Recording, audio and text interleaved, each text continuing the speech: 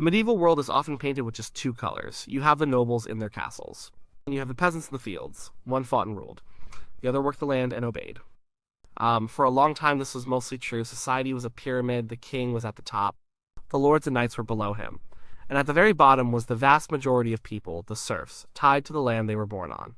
They were not slaves, not exactly, but they were not free either. They belonged to the land, and the land belonged to a lord. Their lives were predictable. They grew food, paid rent in the form of crops or labor, and rarely traveled more than a few miles from their home village. Their world was small, defined by the seasons and the demands of their master. But then, slowly, something changed. A new kind of person started to appear. This person did not fit neatly into the old pyramid.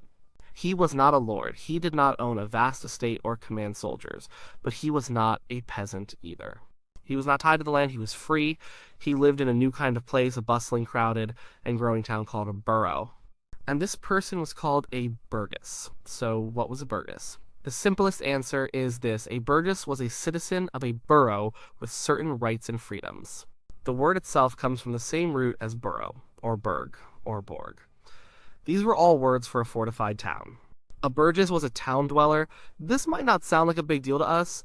Most of us live in or near towns and cities. But in the Middle Ages, this was revolutionary. It meant you lived a completely different life from almost everyone else. The most important, right, a burgess had was freedom. This was the foundation of everything. Many boroughs had a rule. If a serf could escape from his manor and live inside the town walls for a year and a day without being caught by his lord, he became a free man. The town's heir, they said, makes you free. This was a powerful idea. It made towns magnets for people who wanted a different life, a life they could control. A free person could marry who they wanted. They could leave property to their children. They could not be forced to work on a lord's land for free. They answered to the town's laws, not a feudal lord's whims. Along with freedom came property. A burgess could own his own house and the plot of land it stood on. This was called a burgess plot. It was usually a long, narrow strip of land with the house at the front facing the street and a garden or workshop area stretching out behind it. They paid a fixed rent for this land, usually a small amount of cash each year, to the king or the lord who granted the town its charter. But unlike a peasant's land, it was theirs. They could sell it. They could pass it down to their heirs. This security of ownership encouraged them to invest, to build, to improve their property. It gave them a stake in the town's success. The burgess was also defined by his work. He was not a farmer. He was a maker or a seller. He was a craftsman, like a weaver, a carpenter, a baker, or a blacksmith. Or he was a merchant, buying and selling goods like wool, wine, salt, or spices. His life did not revolve around the harvest, it revolved around the market. His success was not measured in bushels of wheat, but in coins of silver and gold. This focus on commerce and trade created a new kind of wealth, a wealth that was not based on land. It was mobile, it was monetary, and it would eventually give the burgess class enormous power. So a burgess was a freeman, a property owner, a craftsman, or a merchant. He lived in a town, not the countryside. These simple facts set him apart from the rest of medieval society. He was an outsider to the old feudal system of lords and vassals. But as towns grew in number and size, these outsiders became more and more important. They were building a new world inside the walls of their boroughs, a world based on different rules and different values. They were the beginning of what we would one day call the middle class. The burgess did not appear out of nowhere. He was a product of his time, a result of deep changes that were sweeping across Europe. For centuries after the fall of the Roman Empire, life in Europe was rural and fragmented. Trade routes had collapsed, cities had shrunk into ghost towns or disappeared altogether. Life was dangerous and local. People huddled together in small villages under the protection of a local warlord or lord. The feudal system, with its network of loyalties and obligations based on land, was a response to this chaos. It provided security, but it was a static system. There was little room for change or social movement. Then, around the 10th and 11th centuries, things began to shift. The climate got a little warmer, leading to longer growing seasons. New farming technologies started to spread. The heavy-wheeled plow could turn over the thick, clay-rich soils of northern Europe. The horse collar allowed farmers to use horses, which were faster and more efficient than oxen, for plowing. Farmers began to use a three-field system of crop rotation, leaving only one-third of the land fallow each year instead of half. These small technical changes had a massive impact. For the first time in centuries, farmers were consistently producing more food than they needed just to survive. This food surplus was the spark that lit the fire. With more food, the population began to grow. And when a society has a surplus, not everyone has to work in the fields. Some people are freed up to do other things. They can become blacksmiths who make better plows. They can become potters who make storage jars. They can become weavers who make warmer clothes. They can specialize. This is where towns came back into the picture. People needed a place to trade their surplus food for these specialized goods. Old Roman towns that had been dormant for centuries were reawakened. New towns grew up organically at natural meeting points. A good place for a town might be a safe river crossing, a crossroads of two important paths, or the protected area outside the walls of a powerful castle or monastery. These locations became centers of exchange. A weekly market would be held. A craftsman might set up a permanent workshop. Soon, a small settlement would form. These early towns were fragile. They were often under the direct control of the local lord, who saw them as just another source of revenue. He would tax the market stalls, demand labor from the inhabitants, and subject them to his personal court of justice. The people who lived and worked in these growing settlements, the early burgesses, wanted something more. They wanted stability, they wanted freedom from the arbitrary demands of a feudal master. They wanted to run their own affairs, and they had something the lords and even kings desperately needed: cash. A lord's wealth was in land and crops. This was not always useful for, say, hiring mercenary soldiers or building a new stone castle. The merchants and craftsmen of the towns, however, dealt in money. They accumulated silver coins. So, a deal was struck again and again, all across Europe. The townspeople would pool their money and offer their lord a large lump sum payment. In exchange, the lord would grant them a charter. A charter was a legal document, a contract. It was the birth certificate of a town's freedom. The charter would lay out the rights and privileges of the borough and its burgesses. It might grant the town the right to govern itself, to have its own court, to elect its own officials, and to collect its own taxes. It would free the burgesses from feudal duties like working on the lord's land. It formalized that year-and-a-day rule, making the town a legal sanctuary for escaped serfs. The rise of the burgess was therefore tied directly to the revival of trade and the rebirth of towns. They were part of a great economic and social awakening. The countryside and the towns developed a symbiotic relationship. The countryside fed the towns. The towns provided the countryside with manufactured goods, tools, and a market for their surplus. The burgess stood right at the center of this new relationship. He was the middleman, the maker, the engine of a new kind of economy. He built his world not on inherited land or military prowess, but on skill, commerce, and the shared desire for freedom and self-governance. What was it actually like to be a burgess? Life in a medieval town was a world away from the quiet rhythms of the countryside. It was crowded, noisy, and often smelly, but it was also full of energy and opportunity. A burgess's life was shaped by his work, his family, and his community, especially the powerful organizations known as guilds. The town itself was a distinct physical space. It was almost always enclosed by a stone wall for protection. You entered through a gate that was shut and guarded at night. Inside, the streets were narrow, winding, and unpaved. They would be muddy in the rain and dusty in the sun. There was no sanitation system. People threw their garbage and waste out into the street, where pigs and dogs might root through it. The air was thick with the smoke from hundreds of small fires and the smells from tanneries, butcher shops, and dung heaps. The houses were built close together, often of timber and plaster. A typical burgess home, the burgage plot, was also his place of business. The ground floor would be the workshop or shop, with large shutters that opened onto the street to serve as a counter. This is where a weaver would have his loom, a baker his oven, or a cobbler his workbench. The family lived in the rooms on the upper floors. Space was tight. Families were often large, and they might also house apprentices and servants all under one roof. Work dominated a burgess's day. His life was structured not by the sun and the seasons, but by the town bell, which signaled the start and end of the working day. There were two main types of burgesses, craftsmen and merchants. A craftsman or artisan made things. He learned his trade through a long and demanding apprenticeship. A young boy, perhaps as young as 10, would be sent to live with a master craftsman to learn the skills of the trade. For about 7 years, the apprentice worked for the master in exchange for food, housing, and training. He was not paid a wage. After completing his apprenticeship, he became a journeyman. He was now a qualified craftsman who could hire himself out for a daily wage, journey being the French word for day. He might travel from town to town, working for different masters and honing his skills. To become a master himself, a journeyman had to prove his ability. He had to produce a masterpiece, a piece of work that demonstrated his complete command of the craft. He also had to have enough money to set up his own workshop. If he was accepted by the other masters, he could open his own shop, take on his own apprentices, and become a full voting member of his guild. The guild was the most important institution in a craftsman's life. Every major trade had its own guild: the weavers, the bakers, the shoemakers, the goldsmiths. The guild was part trade union, part quality control board, and part social club. It protected its members by limiting competition. Only guild members were allowed to practice their trade within the town walls. The guild set standards for quality, ensuring that a loaf of bread was the proper weight or that a piece of cloth was woven correctly. It fixed prices so that members would not undercut each other. The guild also looked after its own. It would support the widow and children of a member who died, pay for funeral expenses, and provide a kind of social safety net in a time before any government did. The other major type of burgess was the merchant.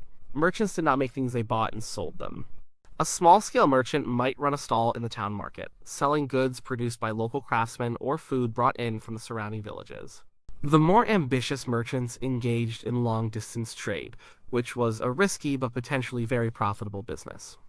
A wool merchant in England might buy wool from farmers, have it transported to the coast, and ship it to the great weaving centers in Flanders. He would then bring back finished cloth, wine from France, or spices that had traveled all the way from the east. These men were the capitalists of the medieval world. Their success depended on their knowledge of markets, their network of contacts, and a good amount of luck. The lives of Burgess women were also busy. While they were excluded from holding official positions in the guild or town government, they were vital partners in the family business. A baker's wife would sell the bread in the shop. A weaver's wife might spin the thread. A merchant's wife would often manage the accounts and run the business while her husband was away on a long trading journey. Some women, especially widows, could even inherit and run their husband's business and become masters in a guild themselves, though this was less common. The life of a burgess was one of hard work and community. It was a life lived in public, on the street, and in the marketplace. It was governed by the rules of the guild and the laws of the town, but it was also a life of opportunity. A clever and hardworking person, even one born a serf, could become a respected master craftsman or a wealthy merchant. They could achieve a level of prosperity and independence that was simply unthinkable for the vast majority of people toiling in the fields. The burgesses were not content to just be workers and traders, they wanted to control their own destiny. As their towns grew in wealth, they began to demand political power. They used their collective financial strength to wrestle control away from the feudal lords and create a new kind of political landscape, one centered on the self-governing town. It all started with the charter. As we saw, a charter was a legal document bought from a king or a high-ranking noble. For the king, selling a charter was a great deal. He got a large sum of cash up front and a guaranteed annual tax payment from the town thereafter. This was far more reliable than the traditional feudal system of service and crop-based dues. For the burgesses, the charter was everything. It was their declaration of independence. It turned their town from a mere piece of a lord's property into a community, a sworn community of free citizens. With a charter in hand, the burgesses could set up their own government. At the head of the town was usually a mayor or a provost. He was assisted by a council of aldermen. These officials were almost always chosen from among the wealthiest and most powerful burgesses in the town.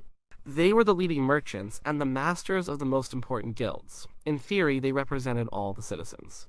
In practice, town government was often an oligarchy, a rule by the rich. This new town government had real authority. It could pass its own laws, called ordinances.